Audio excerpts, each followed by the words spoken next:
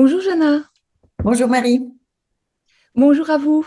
Alors on se retrouve aujourd'hui, comme chaque mois, au moment du premier croissant de lune, pour faire un petit peu le point sur tout ce qui va se dérouler dans le ciel pendant ce mois de mai. Et apparemment, ça démarre fort, ça se bouscule et déjà plein de choses sont arrivées. Je te laisse la main, Jana. Par quoi tu démarres?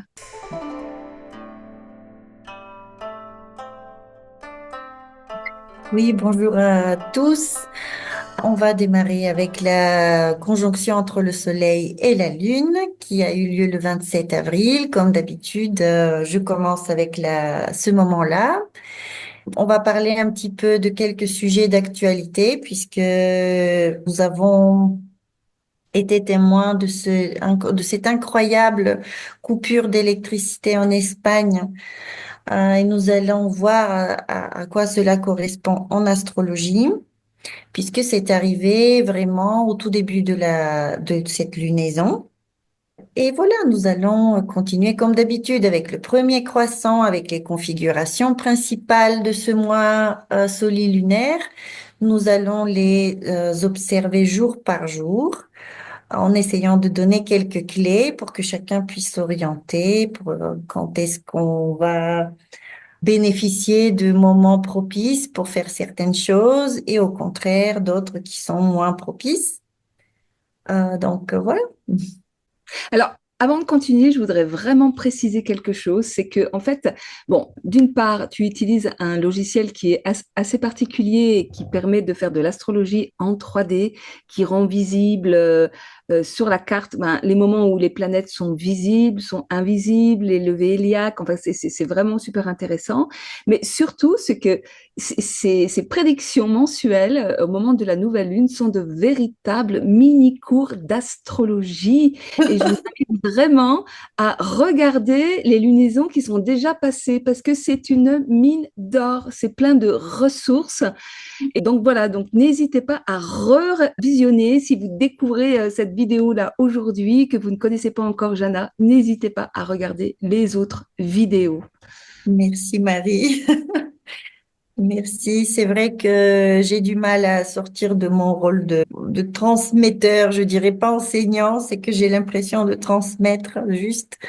Ouais, mais c'est passionnant parce que en fait, comment dire, justement, tu donnes pas juste les prévisions comme ça. En fait, tu apportes vraiment du sens, le pourquoi, du comment, qu'est-ce qui se passe dans le ciel, et ça nous invite aussi à aller regarder aussi, à lever la tête parce qu'on lève plus la tête, on va plus observer le ciel, hein, on est tous sur nos logiciels à regarder les cartes, mais tout se passe dans le ciel et il y a plein de choses qui sont vraiment visibles à l'œil nu.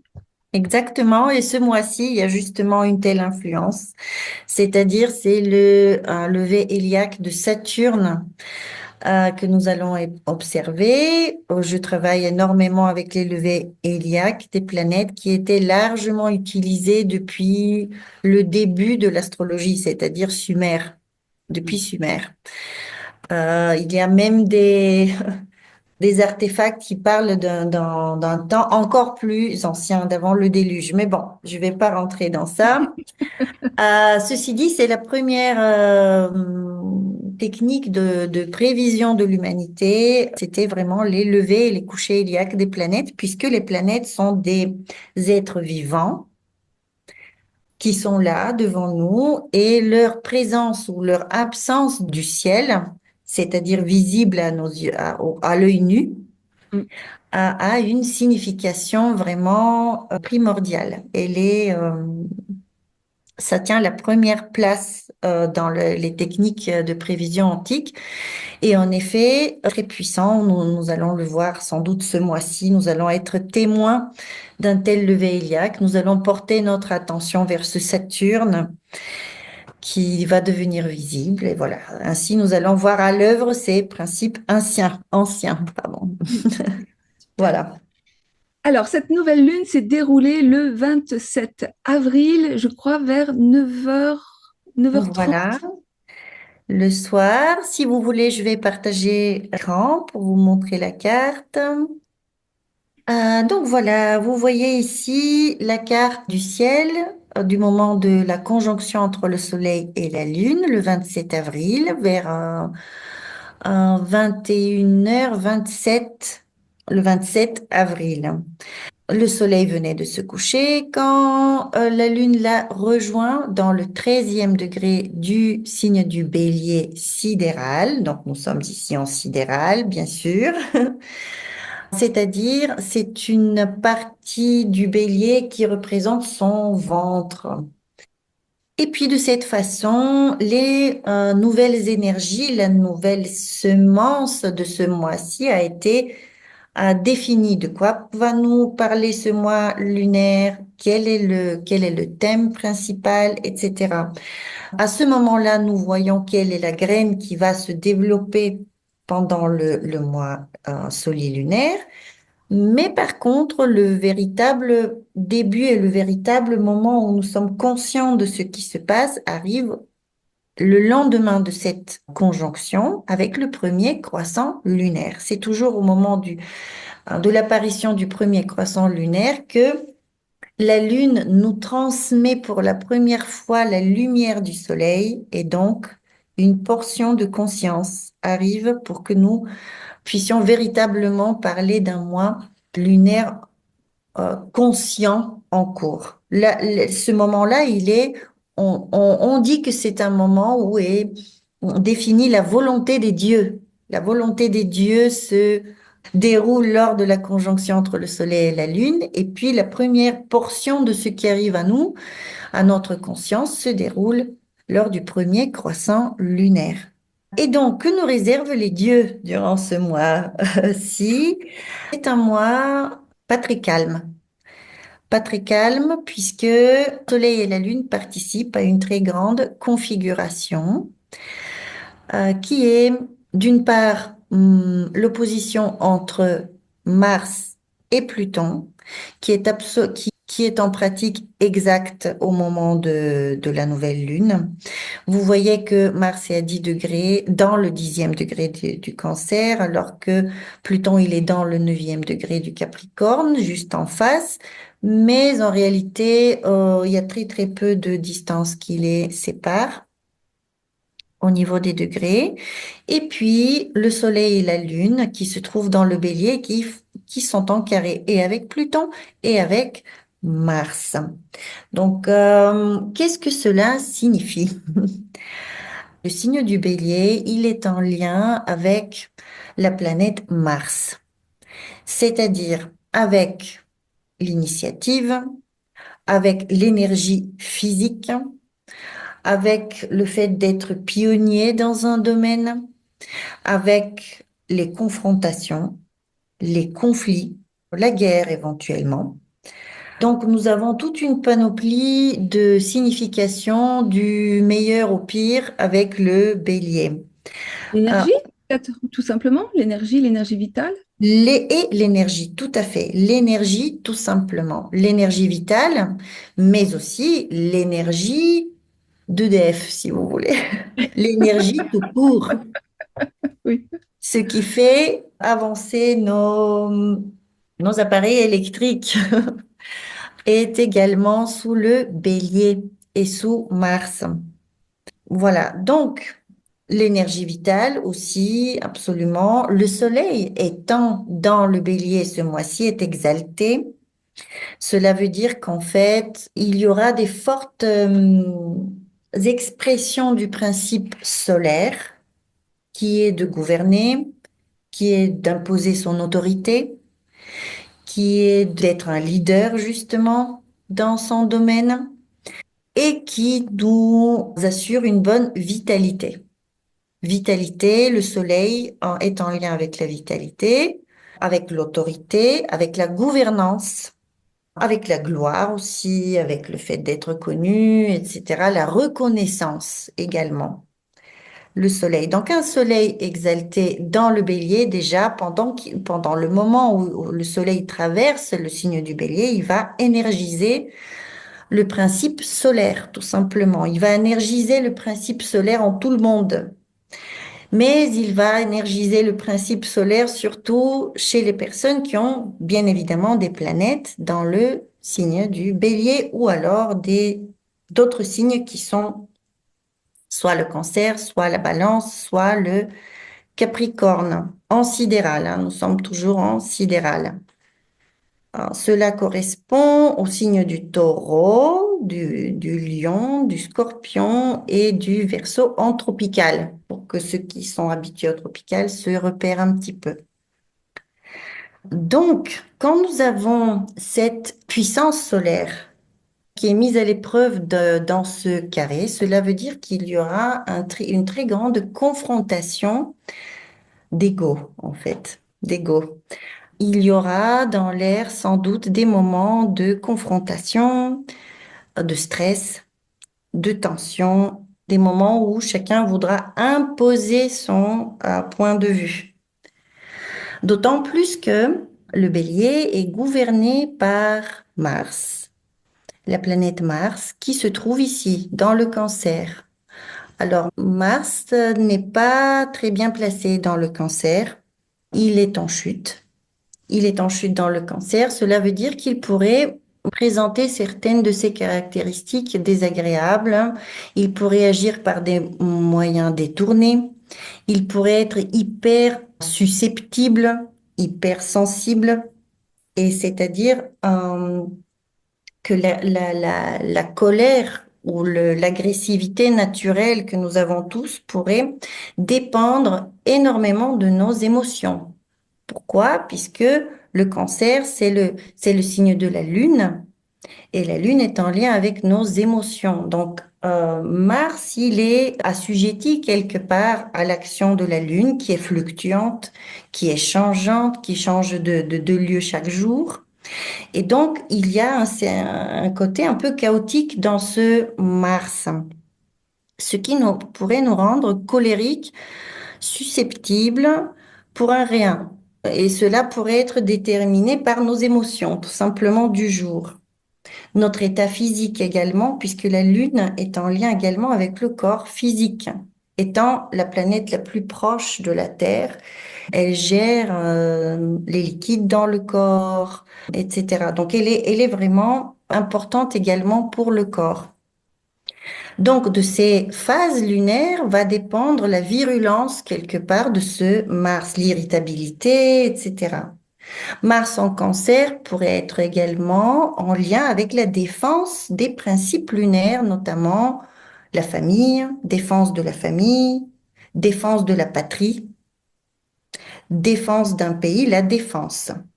En plus, Mars étant positionné de cette façon-là avec le Soleil, se présente également comme un défenseur, donc défense des principes lunaires, famille, patrie, etc.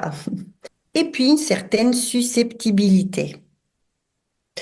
Donc, Mars pourrait agir de manière un peu, comment dire aussi, manipulatrice des fois, ou cachée, ou souterraine, ou pas très claire, puisque il manque de franchise dans le cancer.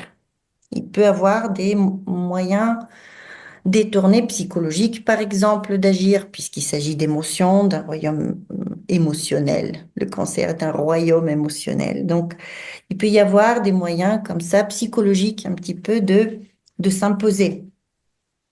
Quand nous rajoutons à cela Pluton, qui est pile en face de Mars, le tableau change encore en intensité, puisque Pluton dans le Capricorne est en lien avec les profonds changements collectifs que nous sommes en train de vivre, profonde transformation des structures d'État puisque le Capricorne est gouverné par Saturne et qu'il est en lien avec les structures, les administrations, les grandes organisations, le pouvoir exécutif en fait.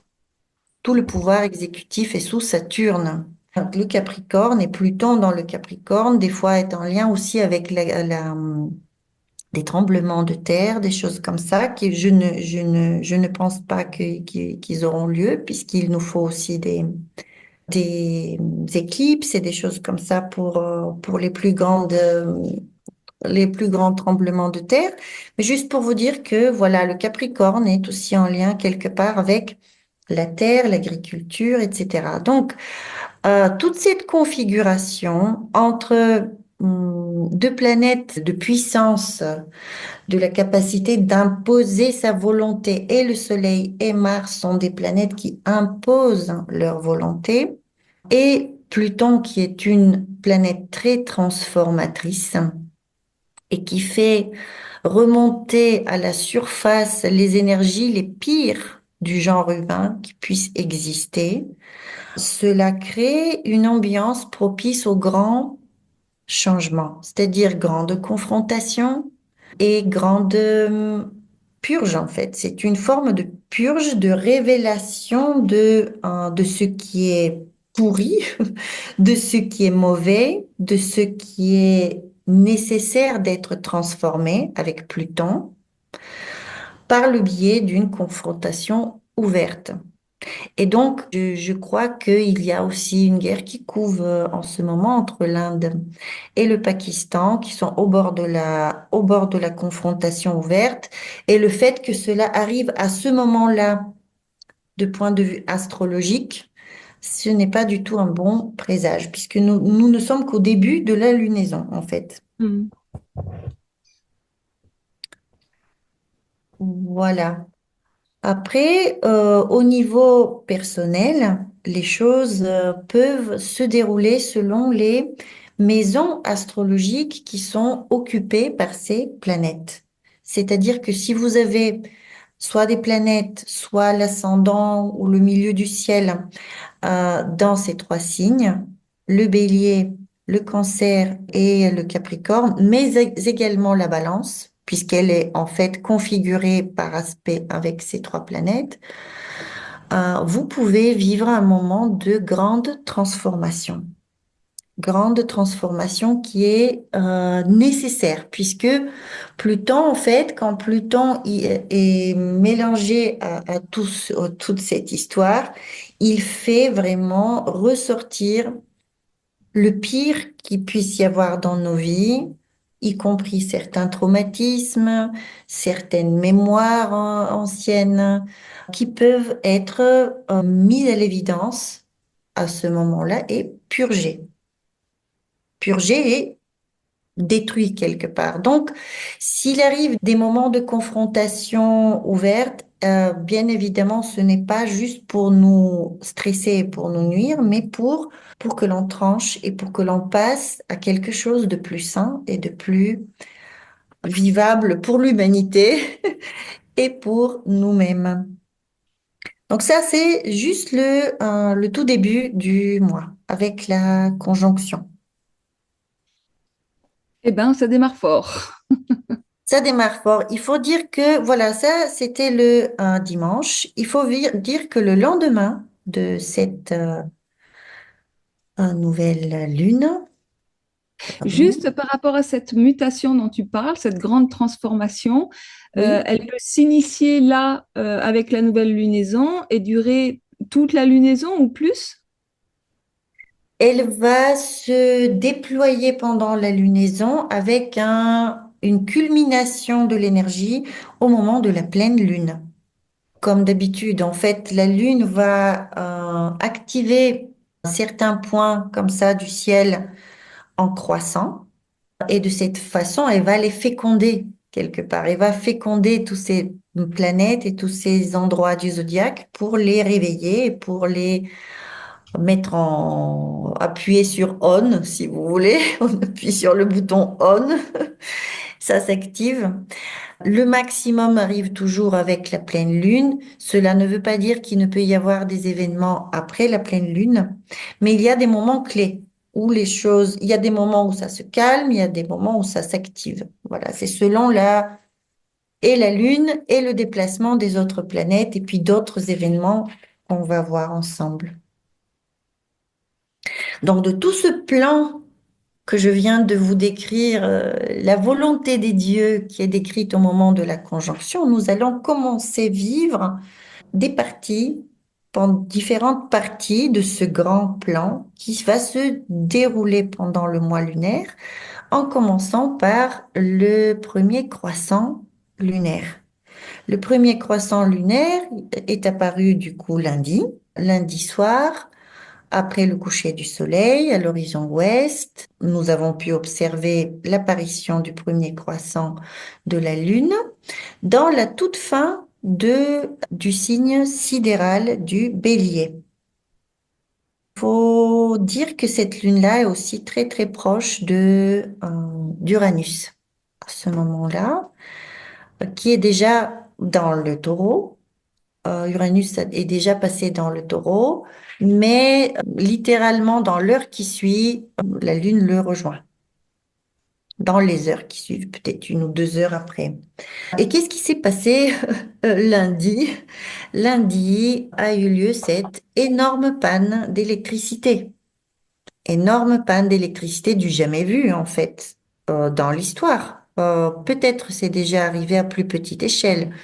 Mais là, toute l'Espagne a été plongée dans le noir, le Portugal, une partie de la France, et cela était en lien, d'après ce que j'ai compris aujourd'hui, c'était en lien avec la mauvaise gestion des panneaux solaires photovoltaïques et une mauvaise gestion de l'accumulation d'énergie. Donc le bélier qui signifie l'énergie, qui signifie déjà l'électricité à la base avec Mars, mais en plus, Uranus, qui dans l'astrologie moderne est en lien avec l'électricité, révèle très clairement ce qui se passe, puisque en fait, il aurait fallu le début du mois lunaire pour que toutes ces planètes s'activent en fait. Le grand carré s'active. Au même moment, nous avons eu l'enterrement du pape qui a énormément occupé tous les esprits. Et puis, nous allons voir que pendant cette lunaison, le nouveau pape sera élu. Donc, on va voir à quel moment et sous quel présage ça va se passer. En tout cas, au niveau personnel, ce que cela peut signifier, c'est pareil que ce que je vous ai dit précédemment, au niveau de l'émotionnel, au niveau de certaines confrontations, d'un certain mécontentement probablement personnel. Mais nous rajoutons ici la Lune qui se dirige vraiment vers Uranus. Et donc, l'émotionnel pourrait ne pas être très stable. Il peut y avoir des sautes d'humeur, des changements rapides d'humeur, etc. Voilà. Bon, nous ne sommes plus le 28 avril. En réalité, ce moment est déjà passé, il est déjà révolu. Nous sommes déjà le 30. Donc, je mets la carte au 30 avril aujourd'hui. Donc, aujourd'hui, nous avons la chance avec Marie d'être ensemble au moment où la Lune est avec Jupiter. Donc, aujourd'hui, nous sommes tranquilles. C'est un moment plutôt agréable de ce mois-ci où nous pouvons profiter des bienfaits de Jupiter, qui est le grand bénéfique, qui nous apporte chance, abondance, prospérité, etc. En général, nous allons revenir sur Jupiter un peu plus tard pour d'autres raisons.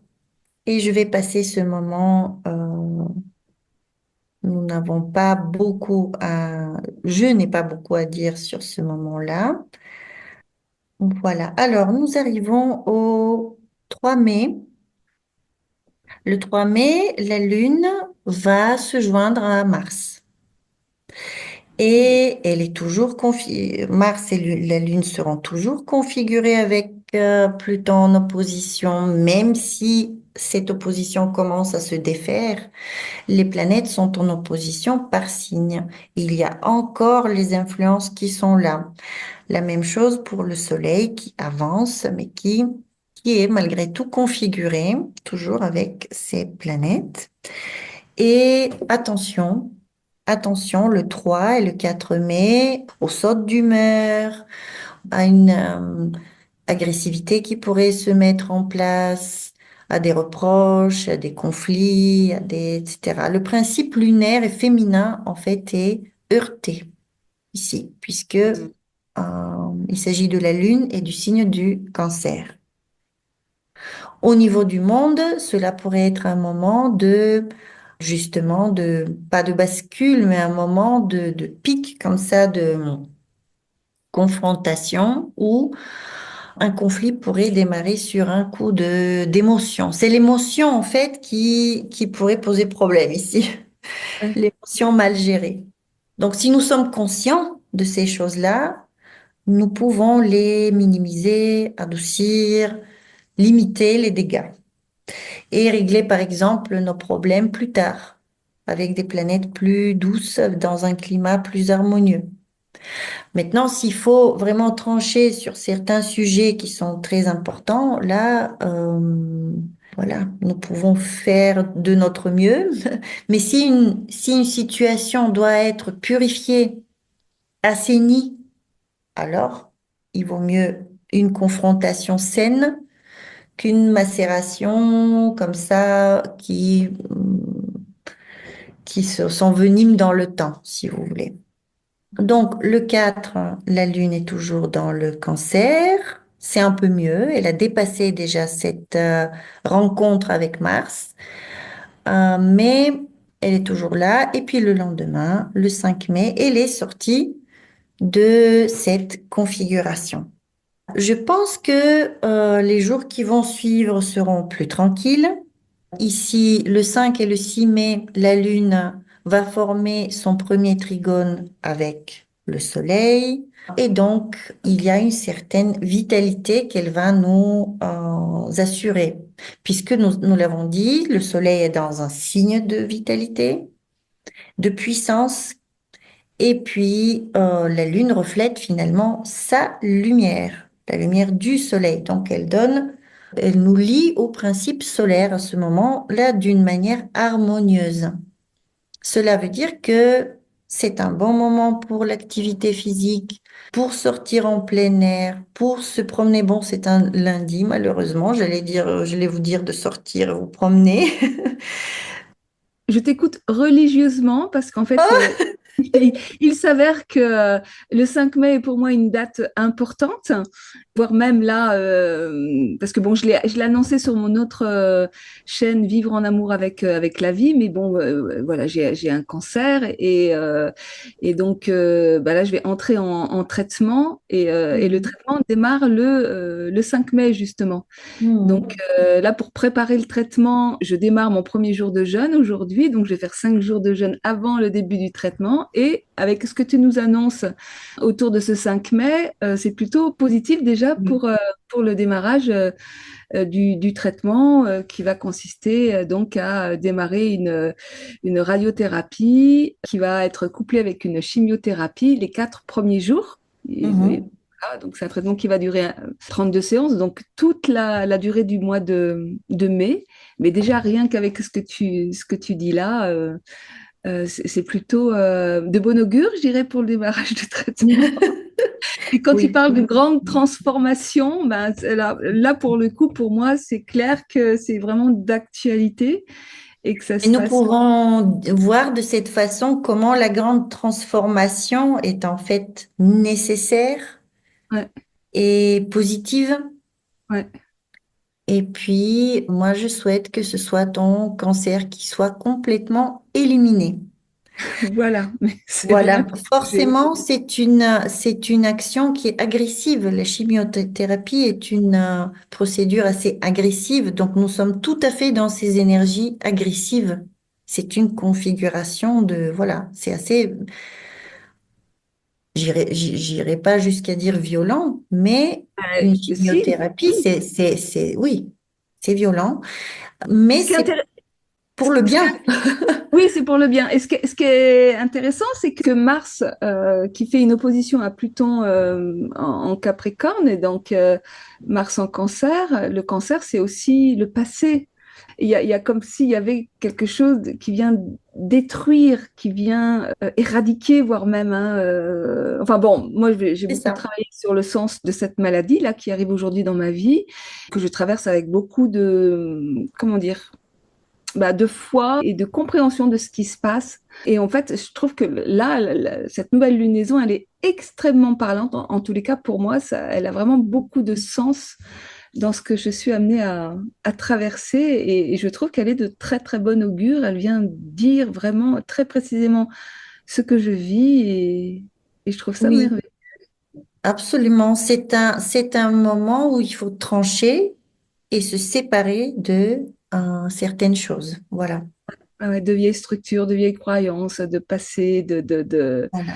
voilà, et c'est vrai que je vis ça comme étant une sorte d'exorcisme hein, qui vient jusque dans la chair, couper des choses, trancher, épurer, Mhm. transformer radicalement, quoi. Oui, absolument. C'est absolument en corrélation avec ce qu'on voit là. Les anciennes structures, les vieilles structures, elles sont aussi en lien avec avec Saturne, avec la planète Saturne. Et donc, tu vas voir que Saturne aussi va avoir un rôle à jouer plus tard dans le mois lunaire. En tout cas, là, voilà, ce premier trigone de la Lune est plutôt bénéfique. Juste pour faire une précision, pour se séparer de quelque chose, pour vraiment laisser passer, faire lâcher prise sur les choses, la lune décroissante est mieux. Mais il faut savoir que ta chimiothérapie va durer assez longtemps, que tu auras aussi des phases en lune décroissante. C'est probablement là que les choses vont s'accélérer dans la purge des mauvaises choses. Mais voilà, c'est juste pour préciser pour ceux qui nous regardent. Alors, on va avancer dans le temps jusqu'au 7 mai. Pourquoi jusqu'au 7 mai? Puisque le 7 mai commence le conclave qui va être réuni pour l'élection du nouveau pape. Alors, un conclave se réunit entre 2 et 5 jours, d'après ce que j'ai vu dans le passé, pour élire un nouveau pape à huis clos, avec une présence de nombreux prélats de l'Église. Et donc, c'est un très grand moment, d'une part pour l'Église catholique, mais aussi pour le monde. Pourquoi? Parce que nous avons un contexte qui nous le dit. Le contexte, c'est quoi? Le contexte, c'est que il y a beaucoup de planètes qui se trouvent aux alentours du point vernal, c'est-à-dire de l'endroit où se lève le soleil le jour de l'équinoxe du printemps. Cet endroit est précisément le 4, à 4 degrés 52 minutes des Poissons en ce moment. Et en fait, nous venons de vivre le premier mois et demi de ce nouveau cycle depuis que le Soleil a traversé ce point à l'équinoxe du printemps. Et si vous vous souvenez, dans les vidéos précédentes, nous avons énormément parlé du fait que toutes les influences qui arrivent aux alentours de l'équinoxe du printemps auront une importance majeure pendant toute l'année. Puis, un autre moment important, c'était premier Nissan, c'était le premier croissant lunaire, en fait, du mois dernier, du mois Mhm. d'avril, que nous avons déjà traversé, et pendant lequel se sont passées certaines choses. Je ne vais pas tout répéter puisque les personnes qui s'y intéressent pourront revoir notre vidéo du mois dernier. Mhm. Mais j'y reviens un petit peu justement parce que pendant ce mois lunaire de maintenant, ce point vernal sera à nouveau sollicité d'une manière exceptionnelle. Exceptionnelle, avec plusieurs planètes dessus. Pourquoi? Parce qu'en fait, la planète Saturne se trouve dans le 4e degré des Poissons. La planète Neptune se trouve dans le 7e degré des Poissons. Vénus est également là dans le 10e degré.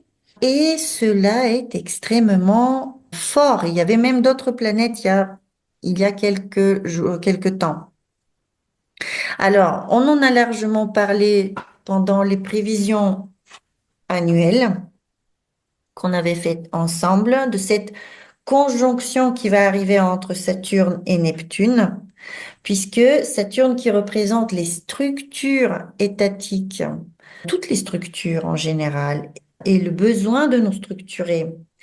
Et la planète Neptune qui, au contraire, représente la dissolution des structures, sont ensemble. Et sont ensemble pratiquement sur le point vernal. Donc, cela veut dire que cette conjonction aura un impact sur le monde, sur l'époque dans laquelle nous vivons, puisque le point vernal détermine l'époque, l'époque culturelle, les types d'événements qui seront importants pendant une époque donnée. Et nous sommes encore dans l'ère des poissons, vers la fin de cette époque-là, qui est en lien avec le Christ, le christianisme, puisqu'elle a commencé, le début de l'ère des poissons a coïncidé avec le premier avènement du Christ, la venue du Christ sur Terre. Et là, à nouveau, il y a, voilà, des événements d'ordre spirituel qui vont se mettre en place. Mais alors, avec cette fois-ci avec Saturne dessus. Et Saturne, nous le savons,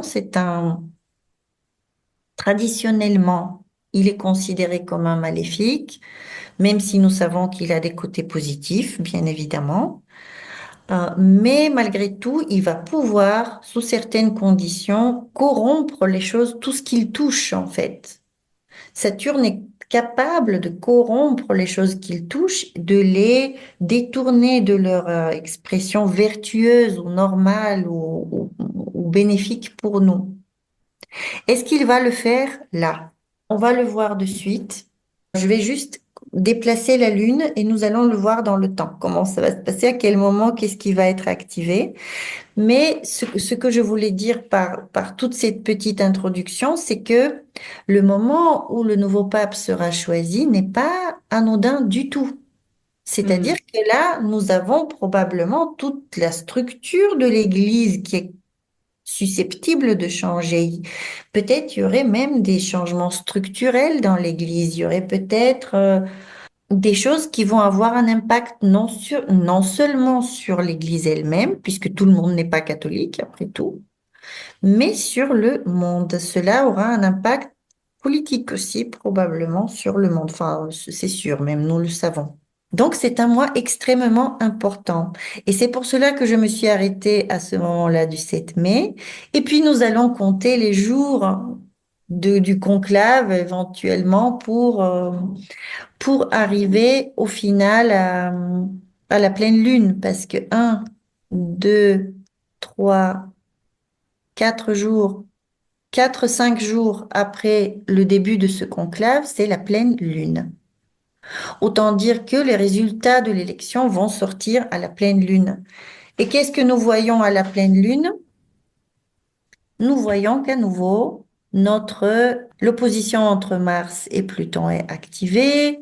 Le Soleil est encore dans le Bélier, même s'il est dans les derniers degrés maintenant du Bélier, mais malgré tout, il est toujours et encore dans le Bélier. Et il y a comme une culmination de cette énergie pendant la pleine lune. Est-ce que c'est trop technique ou trop Non, complexe? moi j'étais en train de regarder l'opposition. C'est une opposition par signe parce qu'en fait en termes de degrés, ils sont quand même l'opposition, elle est, Oui.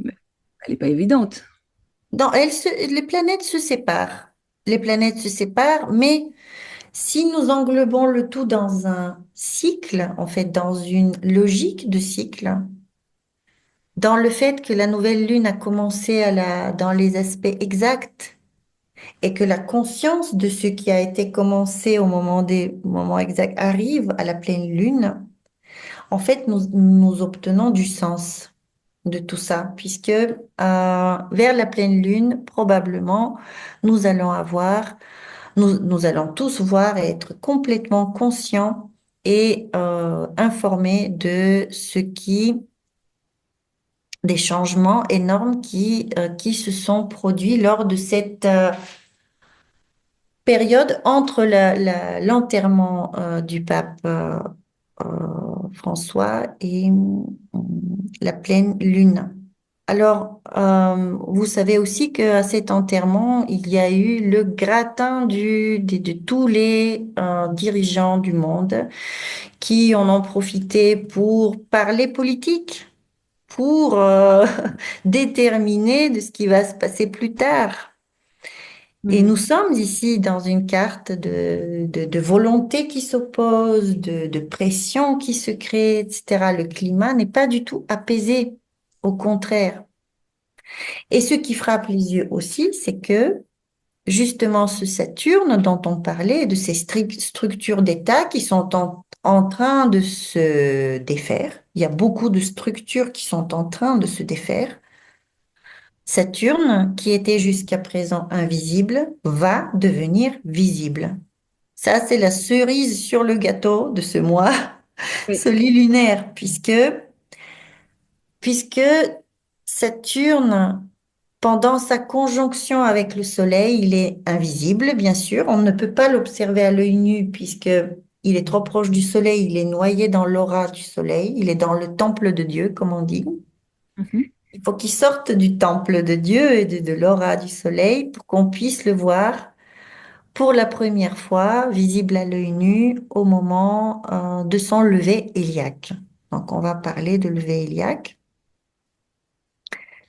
Ah, et ce moment-là sera juste après la pleine lune pour la France, puisque le lever héliaque dépend de la latitude sur Terre où on se trouve.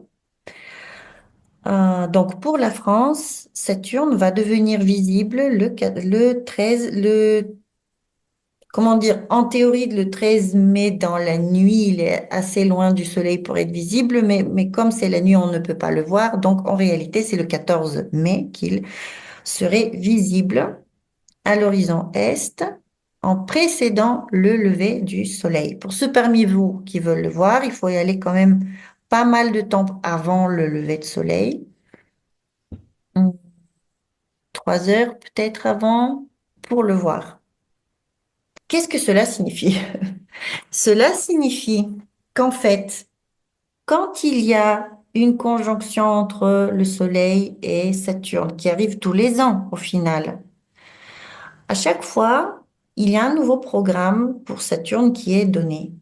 Qu'est-ce qu'il va faire? Quelles sont les choses qu'il doit construire? Quelles sont les choses qu'il va concevoir? Où est-ce qu'il va falloir qu'on soit le plus patient, persévérant, etc.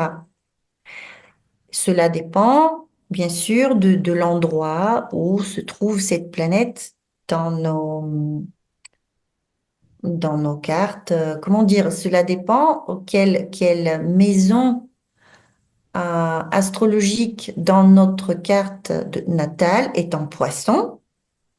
Et du coup, ce sera cet endroit-là, cette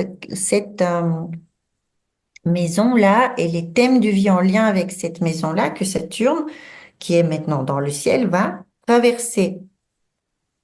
Et donc, c'est là, à cet endroit-là, que nous devons maintenant être le plus persévérants. Nous devons travailler le plus. C'est là que nous devons faire le plus d'efforts. C'est là que nous allons probablement avoir certains manques. Peut-être nous pouvons premièrement subir certaines pertes.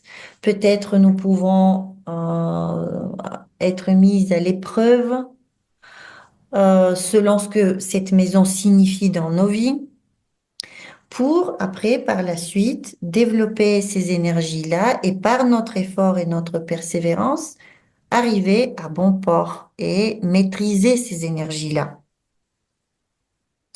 Donc, il y a deux moments qui sont importants pour tout cela. Le moment de la conjonction entre le Soleil et Saturne qui a eu lieu dans le Verseau sidéral pendant l'hiver et en même temps le lever héliaque de Saturne que nous allons vivre ce mois-ci. Et quand cette influence saturnienne va se mettre en place sur le point vernal, avec en même temps Neptune, qui est à peine à 3 degrés de lui, c'est extrêmement puissant. Cela veut dire que le nouveau programme saturnien la nouvelle manière de gérer le monde quelque part va être définie. En effet, nous allons avoir à la fois un nouveau pape, mais à la fois il y aura peut-être des changements au sein de l'Église elle-même, c'est pas exclu, avec Neptune à côté. Et puis, cela risque d'être un gouvernement du type saturnien, c'est-à-dire, est-ce que cela va être quelque chose de plus traditionnel? Est-ce qu'il y aura un retour vers des valeurs traditionnelles? Ou est-ce que ce sera plutôt dogmatique? Ou est-ce que ce sera carrément corrompu comme valeur? C'est tout cela, on peut le deviner quelque part avec les aspects que forme cette conjonction et aussi grâce au maître des poissons qui est Jupiter pour voir comment il va aider ou contredire ou corrompre aussi ses influences. Je vous laisse une petite pause pour respirer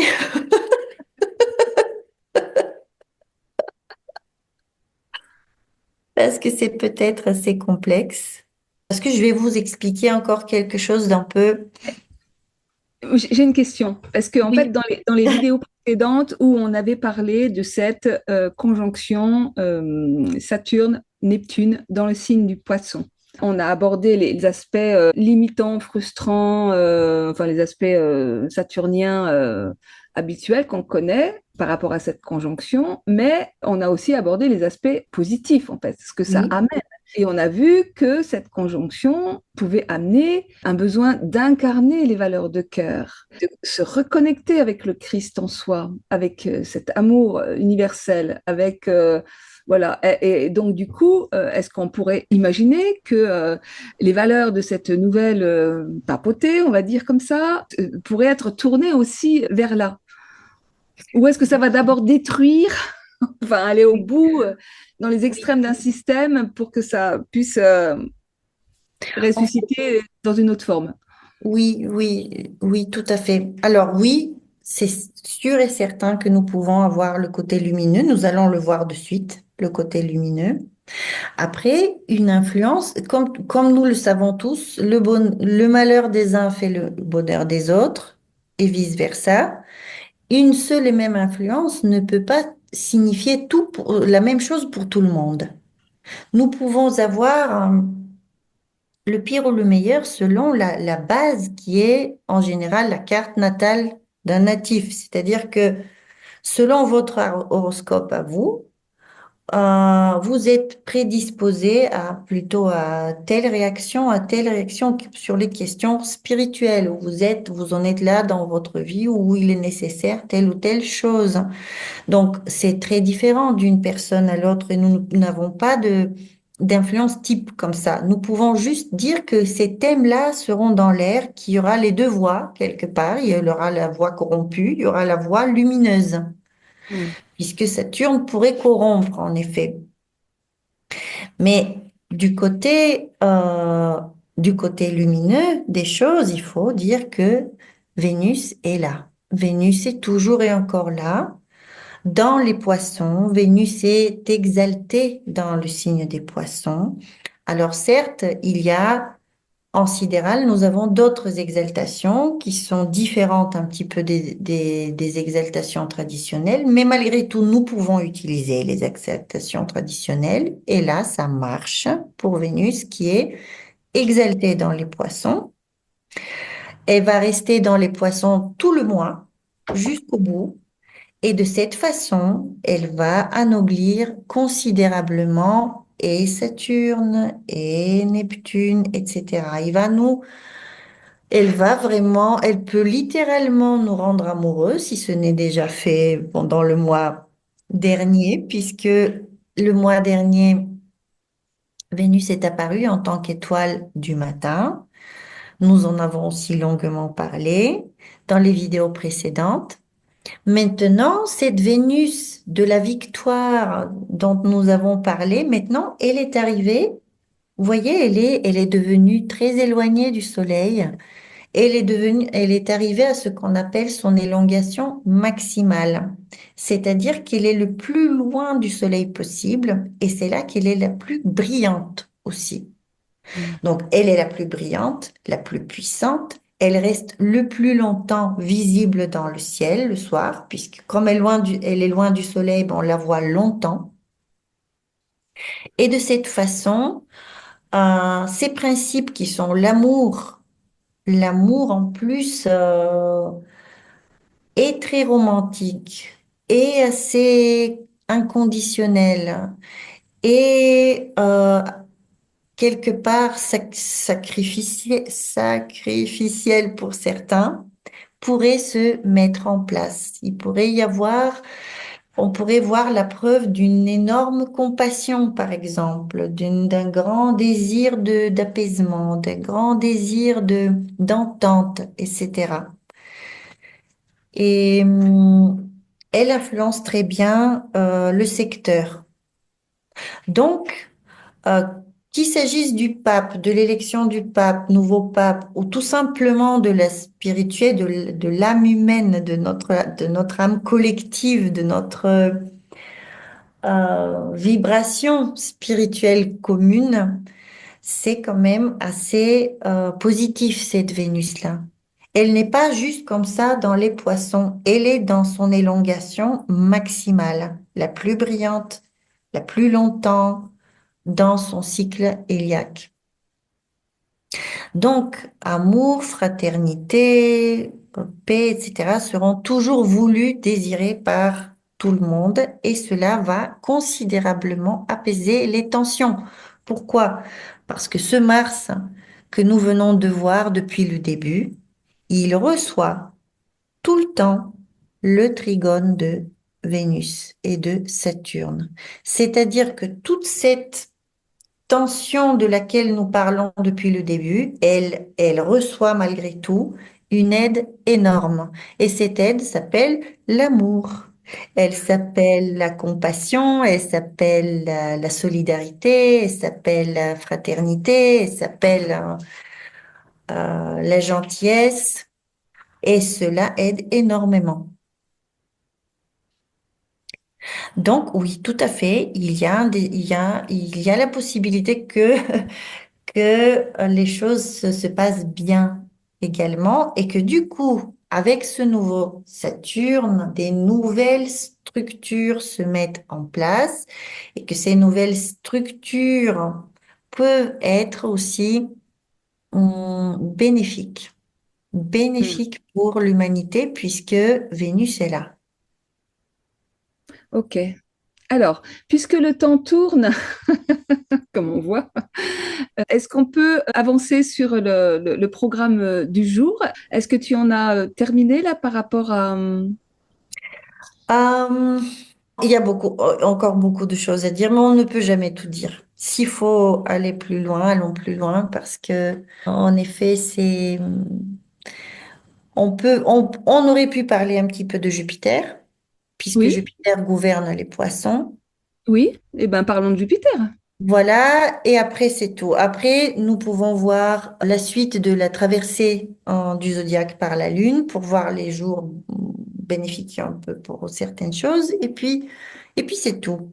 Donc, pourquoi Jupiter est important? Puisque Jupiter, dans l'astrologie traditionnelle, est le maître des poissons. C'est le maître traditionnel des poissons qui va être prioritaire par rapport à Neptune. Donc, Neptune est le maître des poissons en astrologie moderne et se trouve ici dans les poissons. Mais Jupiter, lui, pardon, il est le maître traditionnel. Et comme il est visible, contrairement à Neptune, nous le prenons en priorité. Donc, Jupiter, il est, lui, à la toute fin du taureau et il est à la fin de son cycle héliaque. Cela veut dire que bientôt, il va faire une conjonction avec le Soleil et pour la faire, il va disparaître. Il ne sera plus visible. Mm. En ce moment, vous pouvez le voir le soir, après le coucher du soleil, vous pouvez l'observer dans le ciel. Mais dans un mois, vous ne pourrez plus l'observer. Il sera déjà proche du soleil, il va disparaître dans son aura, et ce sera la fin de son cycle héliaque et de sa vie dans ce cycle et de son programme pendant ce cycle. Donc, il aura un nouveau programme. Cela va arriver le mois prochain. Le mois prochain, Jupiter va changer de signe, il va passer en Gémeaux sidéral, etc., etc. Pour l'instant, il est encore visible à la fin de son programme précédent. Donc, nous ne sommes pas encore... Qu'est-ce que représente Jupiter? Jupiter représente beaucoup de choses, parmi lesquelles nos croyances, nos gourous, nos professeurs, nos maîtres, les personnes qui nous aident, nos mécènes quelque part,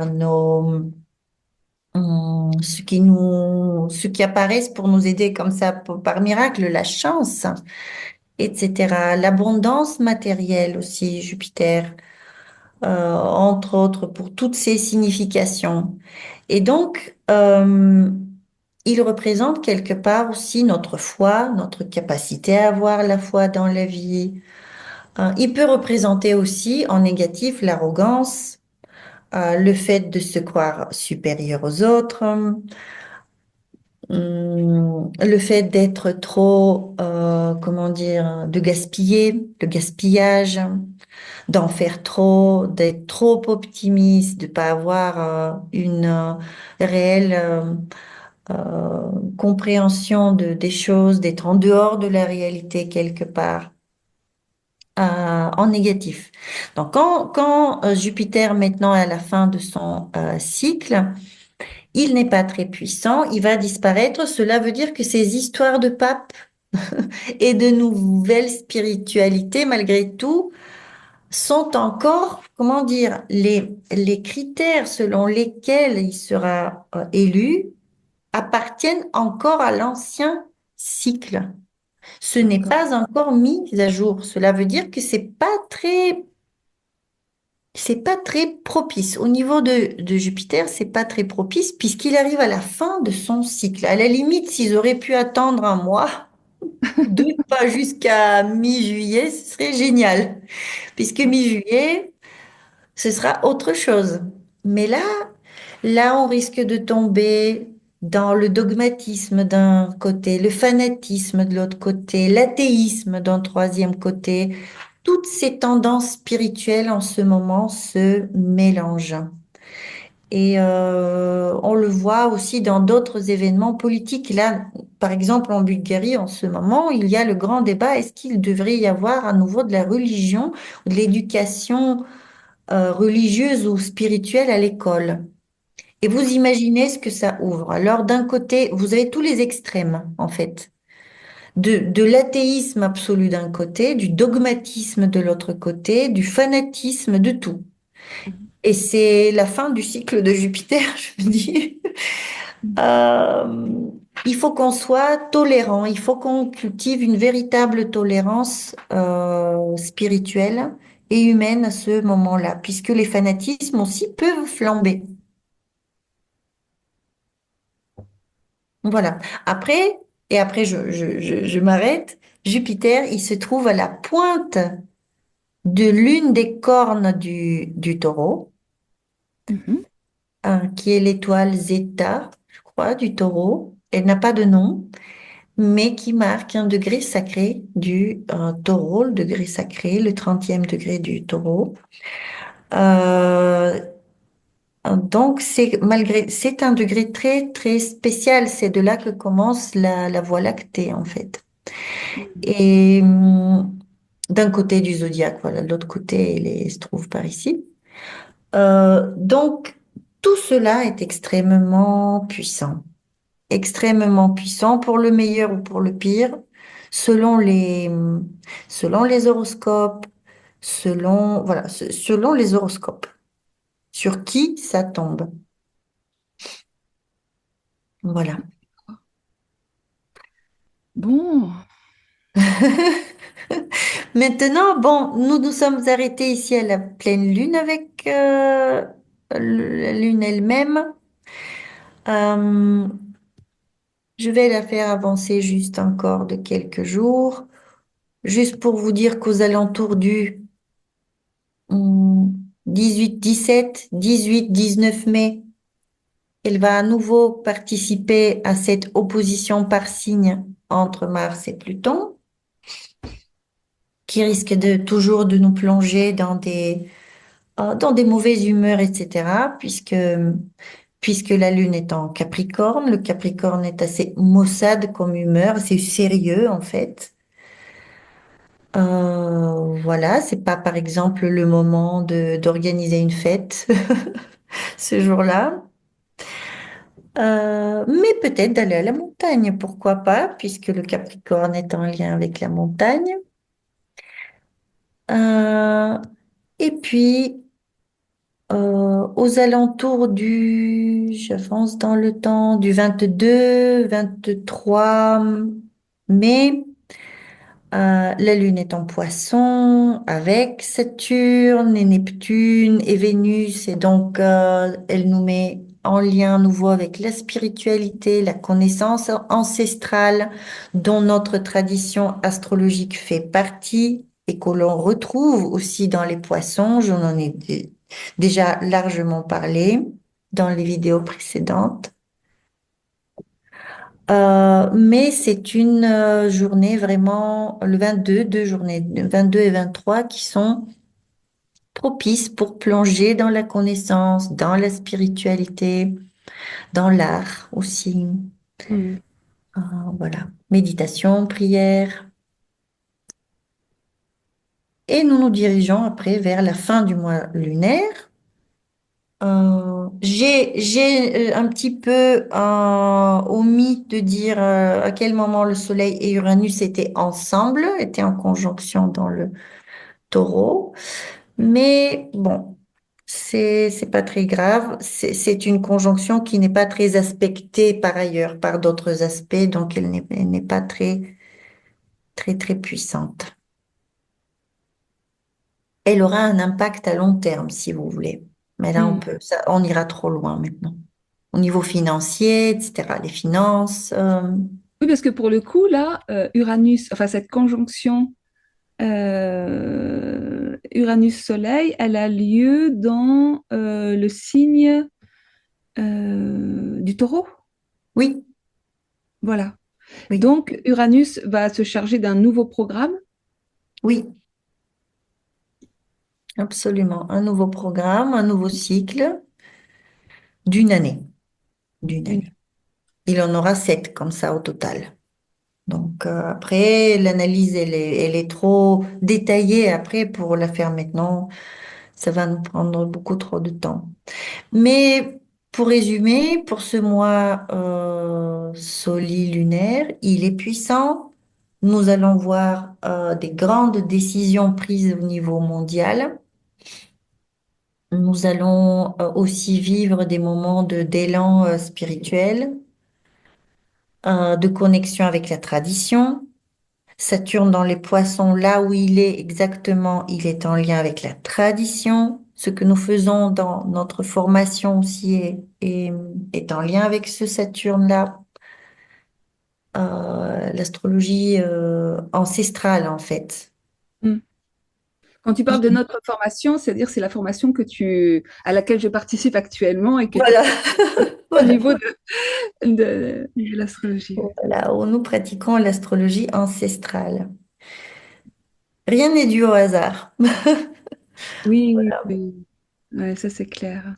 Enfin, comment dire, quand tu dis que nous pratiquons l'astrologie ancestrale, moi j'ai juste envie de dire qu'on pratique l'astrologie sacrée, parce qu'en fait, c'est Mhm. vraiment une forme d'astrologie qui nous plonge au cœur du sacré, et c'est d'une puissance extraordinaire. Oui, Ça va au-delà du simple apprentissage, quoi. Il y a vraiment quelque chose qui transcende et qui nous enseigne au-delà, bien au-delà des techniques.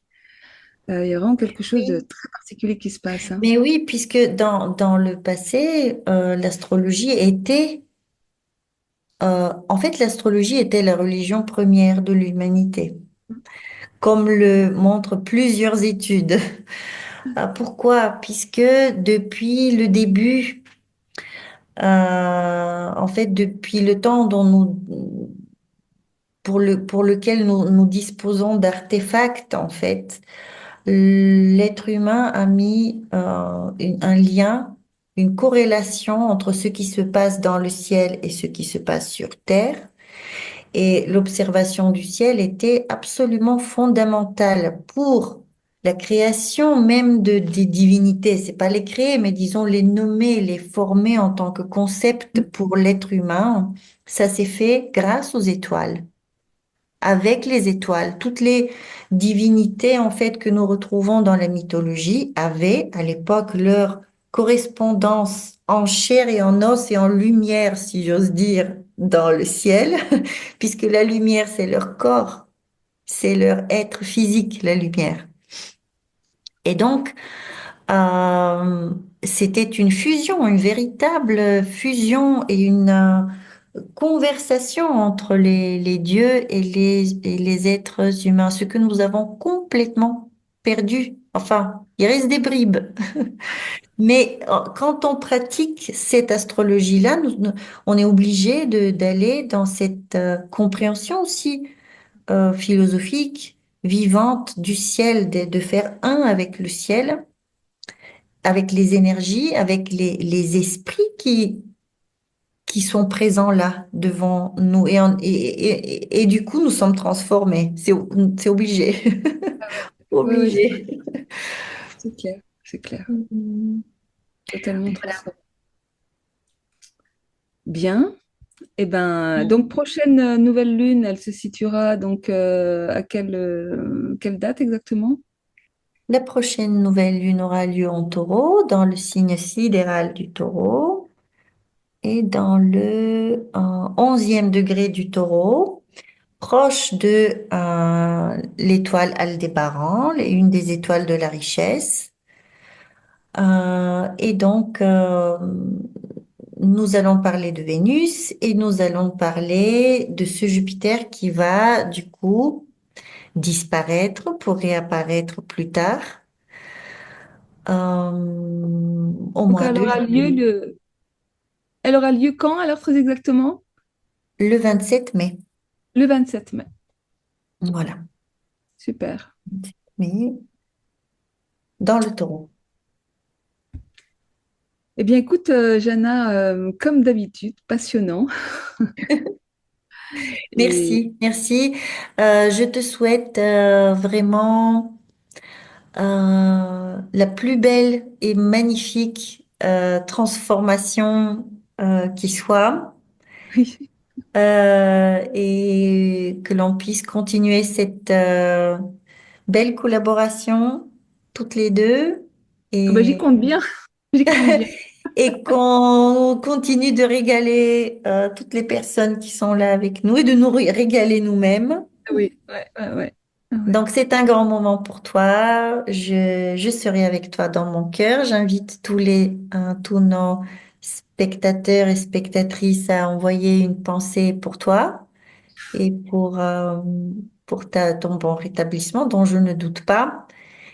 Et puis, voilà, on va se retrouver pour la suite.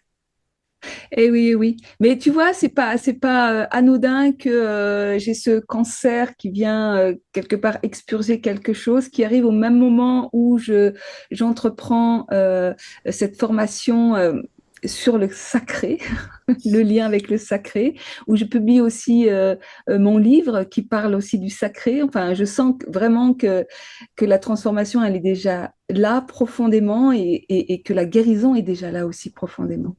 Donc, moi, je suis déjà guérie à l'intérieur et, et voilà, c'est tout ce qui compte.